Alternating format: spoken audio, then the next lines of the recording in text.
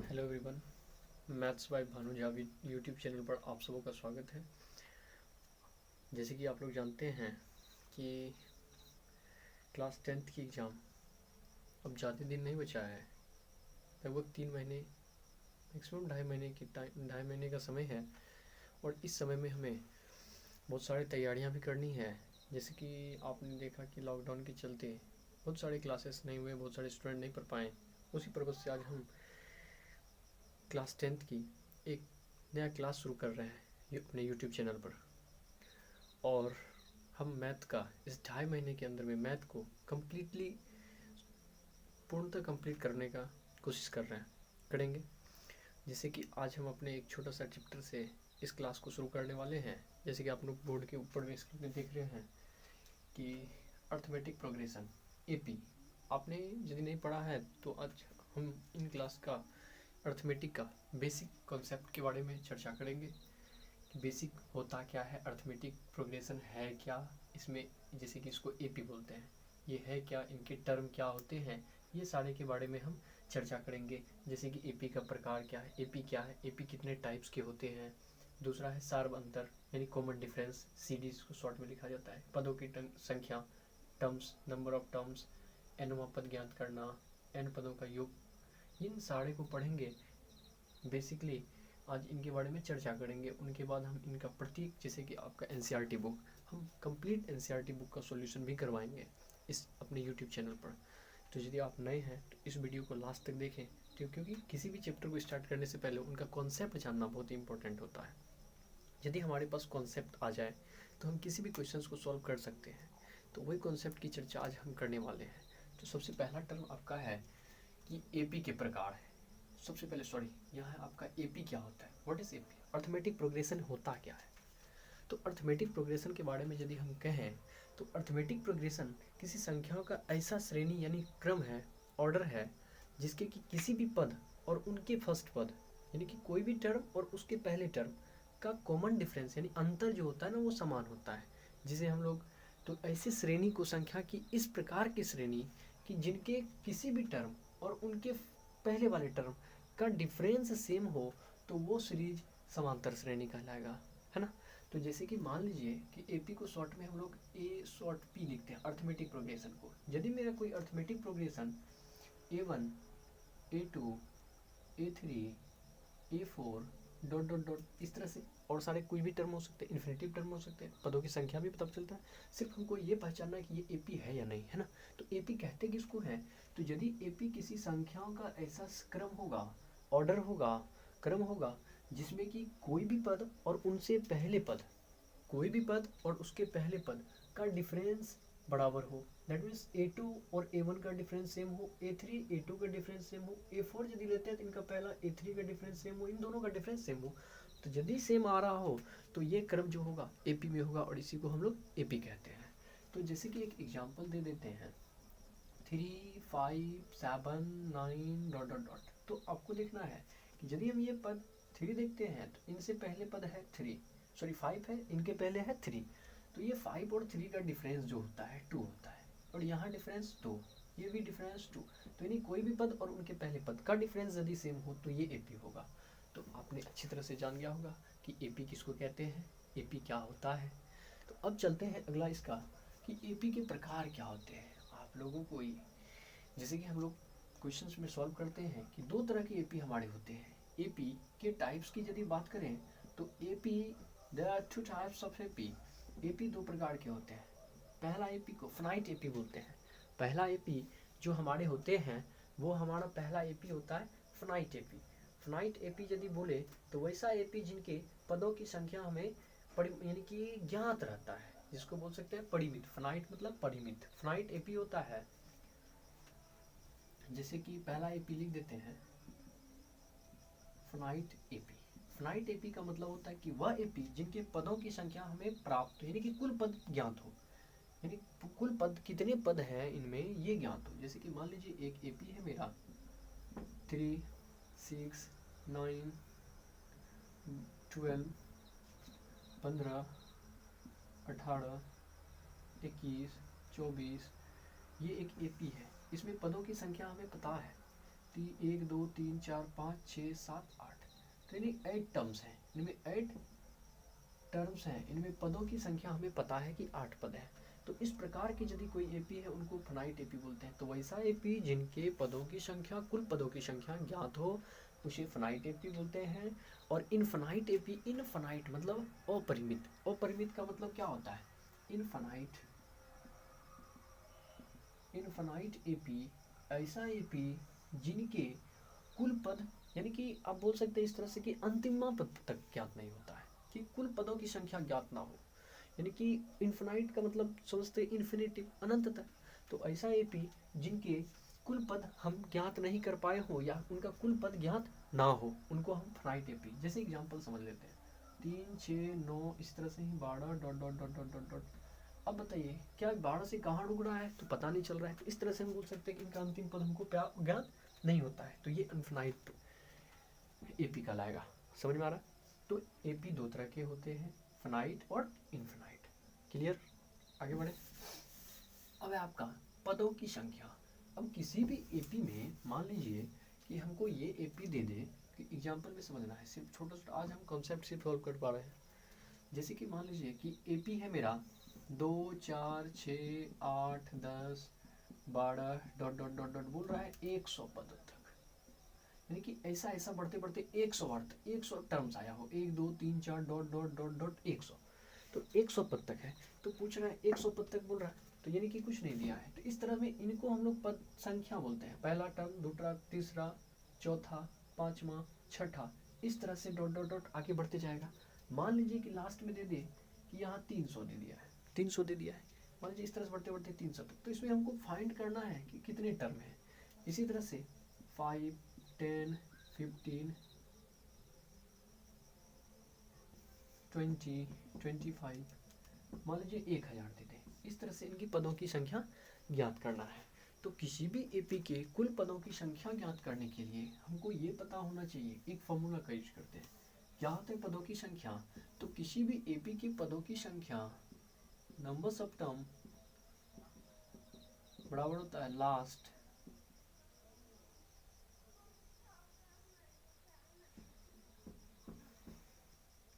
Plus first बटे सी, last minus first बटे C D plus 1। किसी भी एपी के पदों की संख्या को निकालने का ये तरीका होता है कि उनका लास्ट पद पता हो और फर्स्ट पद पता हो, और दोनों का डिफरेंस बटे उनके पदों के बीच का अंतर पता हो। ये काम करना होता है। जैसे कि मान लीजिए कि 5 10 15 20 25 डॉट डॉट डॉट डॉट 250, इनमें कुल कितने पद हैं इनको ज्ञात करना हो। तो बताइए फर्स्ट ये हो गया, क्या लास्ट ये हो गया।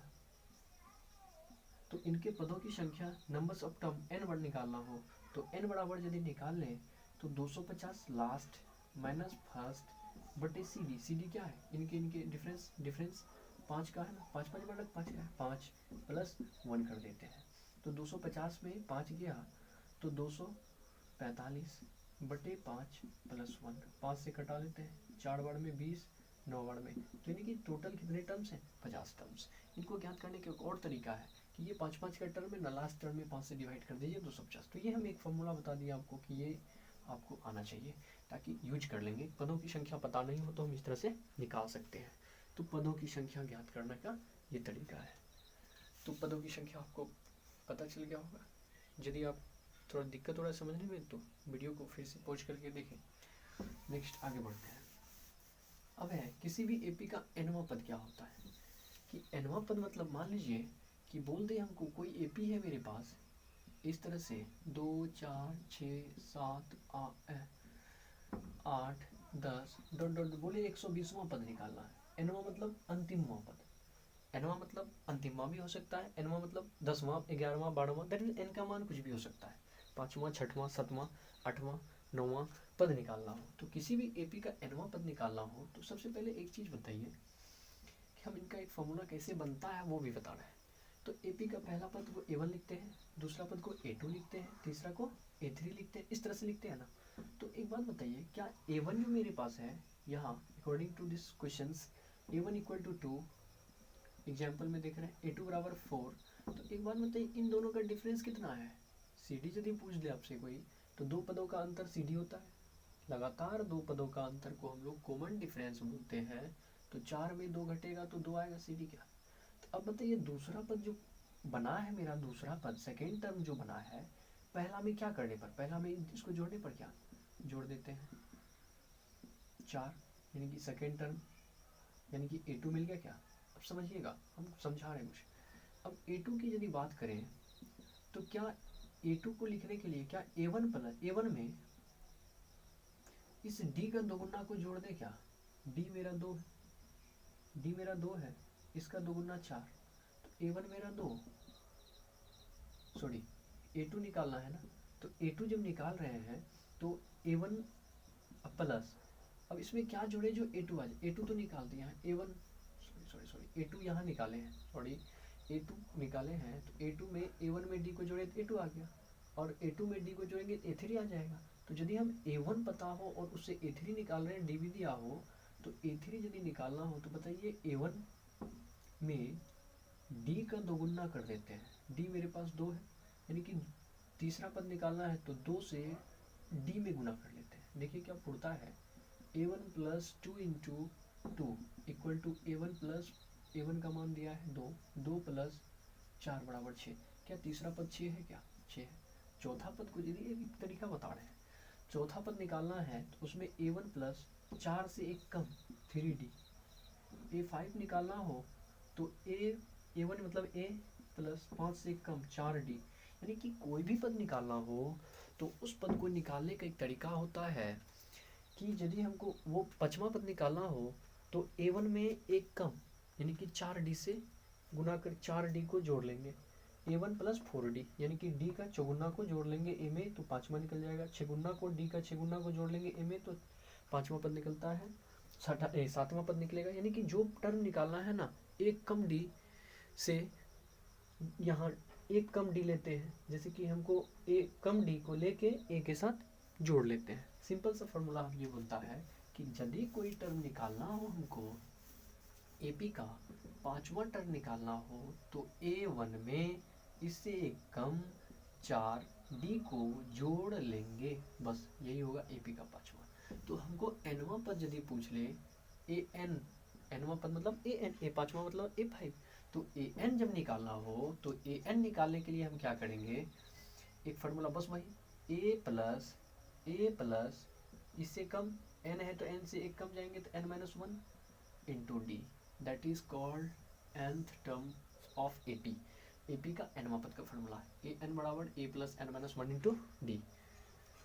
अब चलते हैं आगे, Sn n पदों का योग है, n मतलब Sn n पदों का योग को लिखते हैं हम लोग सिंबल में Sn, यानी सम ऑफ nth टर्म्स, nth नहीं n टर्म, टोटल कुल पदों का योग निकालना हो तो Sn होता है, या n पदों का योग, कुल पदों का योग, AP का कुल पद पता हो तो उनका योग बोलता है तो Sn, sum of n term, और यहाँ nth टर्म है nवां और यहाँ n पद है, टोटल n का सम है।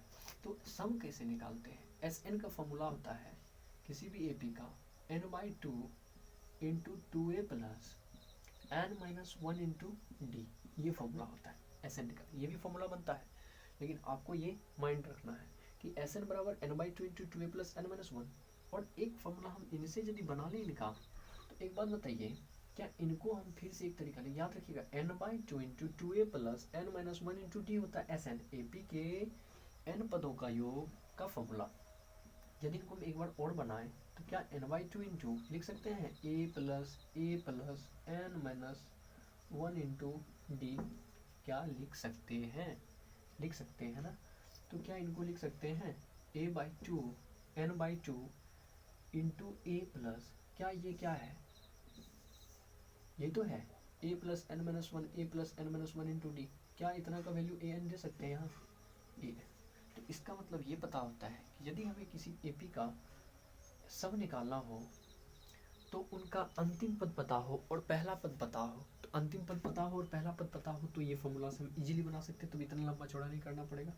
तो इसका मतलब AP का कहने का मतलब हुआ किसी भी AP के यदि हम सम निकालेंगे तो n/2 into a plus an कर लेंगे। जैसे एक छोटा सा एग्जाम्पल आप समझ लीजिए, छोटा सा एग्जाम्पल एकदम 3, 6, 9, 12 डॉट डॉट डॉट डॉट, मान लीजिए कि 111 आ गया, है ना। इस तरह बढ़ते जा रहा होगा, हो सकता है 111 आता हो। यदि ये एपी में हो, यदि ये एपी में है तो इनके n पदों का योग निकालना है। कि इसमें पहले, सबसे पहले तो इसका, यदि हमसे बोले कि ये एपी छोड़िए, इसे डॉट डॉट है, एपी है, तो इनके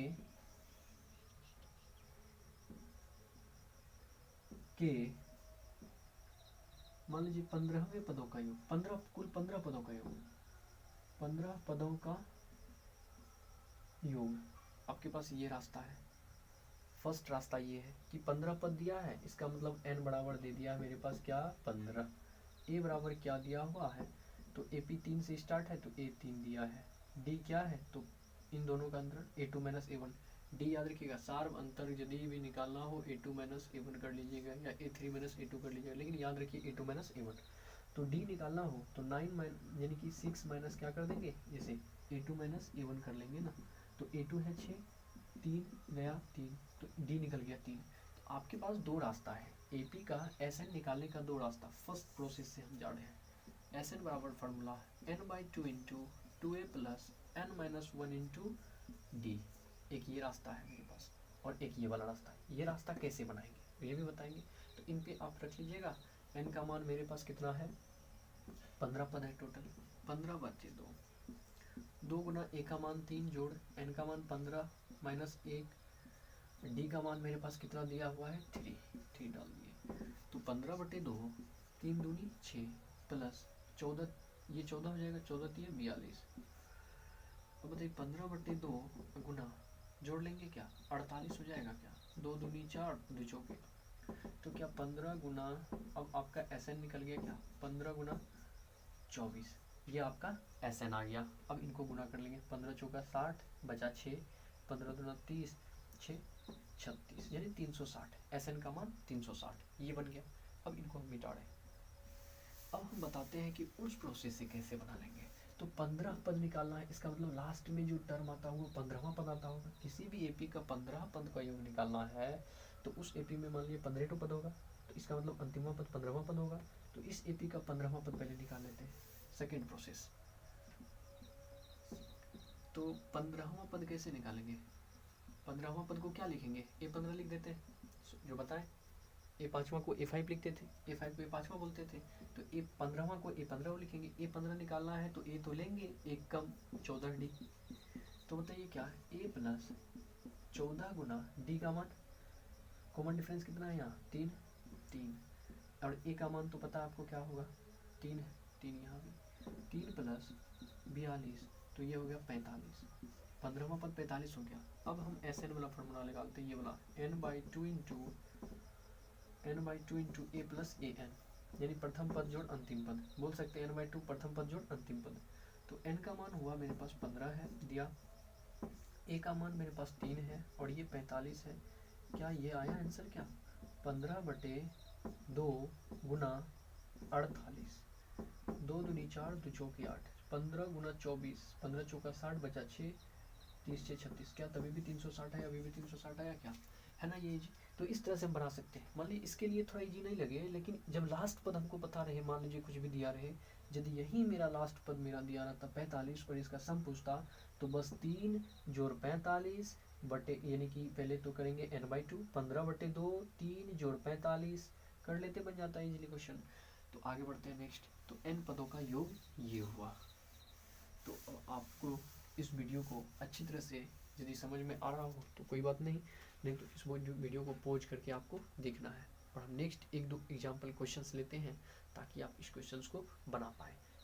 हम देखते हैं कि कभी कभी क्वेश्चंस कैसे कैसे आते हैं। हम छोटा सा आज सिर्फ इंट्रोडक्शन क्लास चल रहा है, और आज हम कोई भी क्वेश्चंस नहीं करवाने वाले हैं, आपको NCERT पूरा सॉल्यूशन करवाएंगे।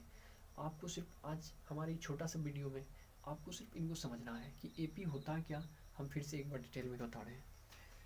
AP किसके प्रकार, पहले तो AP कहेंगे किसको, तो संख्याओं का ऐसा क्रम जिनके किसी भी पद और उनके पूर्व पद, यानी कि 2 लगातार पद बोल सकते हैं, किसी भी पद और उनके पूर्व पद का अंतर समान हो वो AP कहलाएगा। दूसरा बात, एपी के टाइप कितने होते हैं? तो एपी दो टाइप के होते हैं। पहला टाइप को बोलते हैं फिनाइट एपी, दूसरा टाइप को इनफिनाइट एपी। फिनाइट एपी वह एपी होता है जिनके पदों की संख्या हमें कुल पद ज्ञात होता है, कुल पद की संख्या पता होता है। और इनफिनाइट एपी वह होता है जिनका कि हमें टोटल पद ज्ञात नहीं होता है ना, यानी कि अनिश्चित बता नहीं सकते कि कितना एपी में पद है। तो दूसरा बोलता है कि पदों की संख्या ज्ञात। अब तीसरा अब आते हैं कि पदों की संख्या। पदों की संख्या क्या होता है? तो एपी के टर्म ही पद होते हैं और इनमें निकालने का तरीका होता है कि इनके पदों की संख्या कैसे निकालते हैं। तो हमने बताया कि एपी के पद निकालना हो तो फॉर्मूला लगाना है लास्ट माइनस फर्स्ट बटे सी टी, यानी कॉमन डिफरेंस दो पदों का अंतर अब plus one, last minus first बटे सी टी अब प्लस में वन, ये कर देना है लास्ट माइनस फर्स्ट बटे C D plus one, that is number of terms. अब एनवा पद निकालना हो तो किसी भी पद में पांचवा पद, जैसे एनवा पद का मतलब समझिए पांचवा पद, छठवां पद, यानी कोई जितना नंबर का पद बोले वो पद निकालना हो, एनवा पद वो हुआ। तो एनवा पद निकालने का फॉर्मूला बोलते हैं ए प्लस एन माइनस, यानी कोई भी पद निकालना हो तो ए तो लेना होगा। अच्छा एक चीज़ याद रखें, किसी भी एपी में हमको सबसे इम्पोर्टेंट है ए पता होना चाहिए, नंबर ऑफ टर्म्स पता होना चाहिए और डी पता होना चाहिए। और हम इतना से बहुत कुछ बना सकते हैं, एपी पूरा एपी का क्वेश्चन सॉल्व कर सकते हैं। ये तीन चीज़ पता होना चाहिए, ए डी एन और डी। तो एनवा पद निकालना हो तो इनका फॉर्मूला ए प्लस उससे कम ले लेंगे तो n minus one into D ले लेते हैं। पांचवा निकालना होता है तो ए प्लस फोर डी, छठा निकालना पड़ता है तो ए प्लस फाइव डी। अब एन पदों का योग का फॉर्मूला हम दोनों बता दिए। तो एन पदों का योग होता है एस एन बराबर होता है एन बाई टू इंटू, है ना, two a plus n minus one into d. दूसरा n by two into a plus a n, कैसे हुआ ये हमने दिखाया। तो ये याद रखना है दोनों को, कब किनका यूज करना है। अब आगे जब हम चैप्टर को सॉल्व करेंगे ना तो उसमें से हम क्वेश्चंस को बताएंगे कि कैसे सॉल्व करना है ना। हम एक दो एग्जाम्पल आपके सामने रखते हैं और आपको भी मेरे साथ सॉल्व करना है, ओके।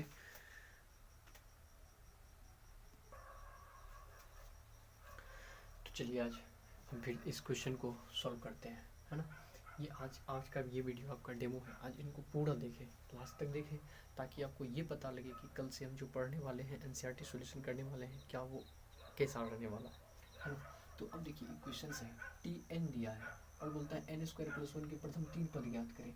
तो अब बताइए एन मतलब नेचुरल नंबर संख्या, तो अब इनका प्रथम तीन पद ज्ञात करना है ना। तो एन बराबर एक बार एक डालेंगे तो टी वन निकल जाएगा, यानी टर्म्स फर्स्ट ए वन या टी वन एक ही चीज़ होता है, a one a two a three या t one t two t three, लिख अपना निकालने का दिखाने का तरीका है। तो एन की जगह एक रखेंगे, एक का स्क्वायर जोड़ एक, तो ये क्या हो जाएगा दो। अब एन इक्वल टू जब टू रखेंगे तो टी टू कितना हो जाएगा, तो देखिए एन की जगह दो रख दे दीजिए, दो का स्क्वायर जोड़ एक तो पाँच। टी थ्री निकालना है तो एन की जगह क्या दे देंगे थ्री, तो टी थ्री आपका कितना आ जाएगा, तो एन क्यू तीन का स्क्वायर प्लस एक, तो तीन तीन नौ एक दस। इसका मतलब आपका ये प्रथम तीन पद जो निकलने वाला है, तीन पद निकलने वाला है दो पाँच दस, क्या ये एपी है? एपी है नहीं, एपी नहीं।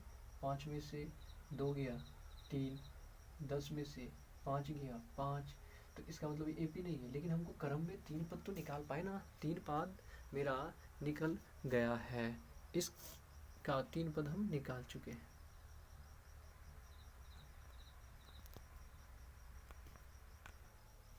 अब बढ़ते हैं अगले क्वेश्चंस की तरफ। अगला क्वेश्चन है एक चार सात दस के 18वें पद का मान निकालना है, यानी 18वें पद, यानी 18वां पद कौन सा होगा ये निकालना है। तो एनवा पद ए एन, 18वां पद ए 18।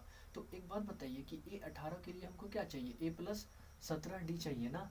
तो अकॉर्डिंग ये हमको निकालना है ए प्लस 17 डी। तो बताइए अकॉर्डिंग टू क्वेश्चंस के अनुसार गिवन क्या, we have to A equal to, यानी ए वन बोलिए ए इक्वल टू या A one equal to one. और एक बात बताइए डी बराबर कितना है, तो A two minus A one, तो चार माइनस एक मतलब तीन पता है।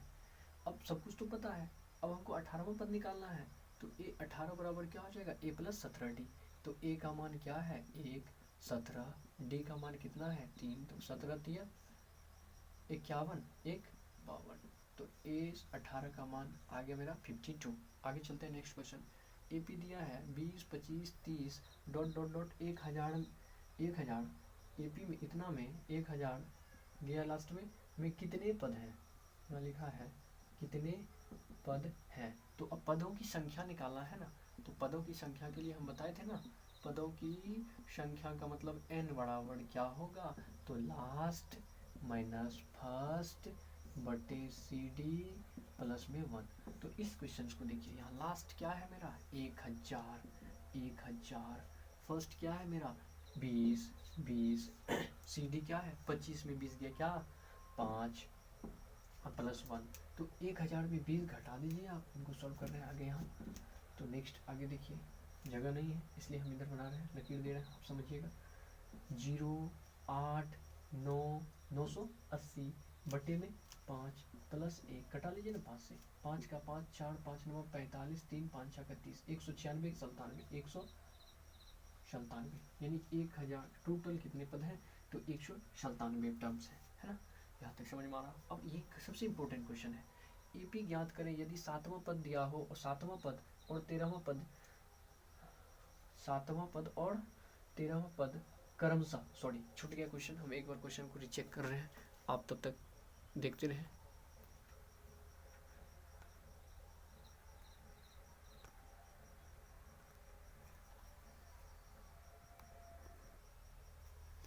चलिए हमने क्वेश्चन को सही कर दिया है। क्वेश्चन है कि एपी ज्ञात करें जिनके 7वां और 13वां पद क्रमशः 34 और 64 है। तो अब देखिए क्वेश्चन में क्या दिया है, अकॉर्डिंग टू क्वेश्चन हमको गिवन क्या है कि 7वां पद यानी A7 बराबर और A13 दिया है, A7 बराबर कितना दिया हुआ है 34, क्रमशः मतलब A7 ये और A13 ये, तो 34। तो क्या इनको हम लिख सकते हैं क्या, A7 को A + 6D लिख सकते हैं क्या 34, इक्वेशन फर्स्ट बना लें इनको। फिर हमको दिया है कि A13 दिया है, कितना दिया है तो 64, क्या इनको लिख सकते हैं A + 12D 64, समीकरण 2। अब हमको यदि किसी AP को निकालना हो तो A और D पता हो तो AP पूरा निकल जाएगा। तो सबसे पहले हमको तो ये 2 इक्वेशन बन रहा है और दोनों इक्वेशन को सॉल्व करेंगे। 2 इक्वेशन दिया है तो क्या हम इनको इस तरह से सॉल्व कर सकते हैं क्या, समीकरण फर्स्ट और सेकंड किसी को एक में घटा लीजिए, क्या कि सेम खत्म हो जाएगा। तो हम क्या कर लेते हैं कि समीकरण 1 2 में घटा लीजिए, 2 घटा 1 करने पर, है ना, समीकरण 2 घटा 1 कर रहे हैं तो 2 है A + 12D बराबर 64, फिर A माइनस कितना D 6D, A + 6D बराबर 34, दोनों घट जाएगा तो घटा चिन्ह चेंज कीजिए, खत्म, 12 में से गया 6D 0 3 30, तो D = 6 5 30, 5, D का मान जब 5 आ गया तो D 5 आ गया तो A नहीं आएगा क्या, तो AP में डालने पर अब क्या करते हैं, तो D का वैल्यू मान किसी भी समीकरण में रख लीजिए। तो समीकरण 1 छोटा लग रहा है तो समीकरण 1 में रख दीजिए, रखने पर तो समीकरण 1 में यदि हम डाल देते हैं D का मान तो A + 6 × D का वैल्यू कितना निकला है मेरा 5 = 34, A प्लस ये 30 हो जाएगा क्या 34, A = 30 उधर जाके घटेगा तो क्या बचेगा ये 4। ऐसे देखिए नहीं समझ में आएगा तो समझना बढ़िया से, 34 - 30 तो A = आ जाएगा क्या 4, A का वैल्यू 4। अब A यदि मेरे पास निकल गया हो तो अब AP लिख लेते हैं, अतः AP क्या हो जाएगा, तो AP कैसे लिखेंगे, पहला पद 4 जैसे कि लिखते हैं ना A1 A2 A3, तो पहला पद A, दूसरा पद A + D, तीसरा पद A + 2D, चौथा पद इस तरह से बढ़ते रहेंगे आगे। तो पहला पद A4, दूसरा पद 4 + D का मान कितना निकला था मेरा 5, तीसरा पद लिखेंगे 4 + 2 × 5, इसी तरह आगे बढ़ते जाएंगे। तो ये 4 9 10 4 14, आगे फिर देखिए 5 बढ़ा, फिर यहाँ 5 बढ़ा, फिर 5 बढ़ेगा तो ये क्या आ जाएगा 19, इस तरह बढ़ते रहेंगे तो ये AP निकल गया। मिलते हैं फिर अगले वीडियो में। यदि अच्छा लगा हो तो हमारे चैनल को सब्सक्राइब करें, लाइक करें और अपने दोस्तों के साथ शेयर भी करें, ताकि हम इस मैथ को, आपके NCERT मैथ को कंप्लीट सॉल्यूशन करवाने वाले हैं। ये मेरा फर्स्ट डेमो वीडियो था आप लोगों के लिए, आगे से इस तरह से वीडियो आते रहेंगे। Take care, bye bye.